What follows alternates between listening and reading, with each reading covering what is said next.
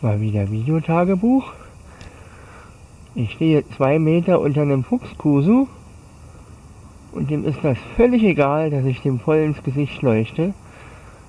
Ihn interessiert hier nur die frischen Eukalyptustriebe. Die müssen genau geschnüffelt werden und dann werden die abgebissen. Und dass ich ihm voll ins Gesicht leuchte, stört ihn nicht.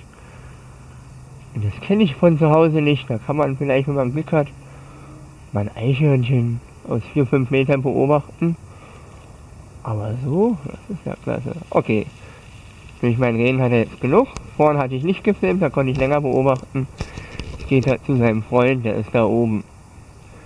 Aber immerhin konnte ich ein bisschen was filmen. Aber vorher konnte ich die ganze Zeit hier stehen und halt nicht gehört. Ich verpasst hier. Gab gerade einen Sumo-Ring.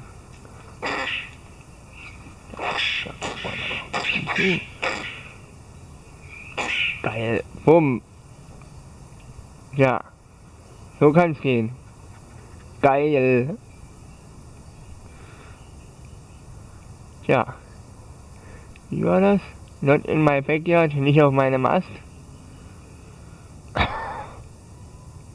Geil. Das war jetzt die beste Possum-Beobachtung überhaupt. Sehr schön. Na, ich höre auf, euch zu nerven. Kann jeder wieder auf seinem Ast essen.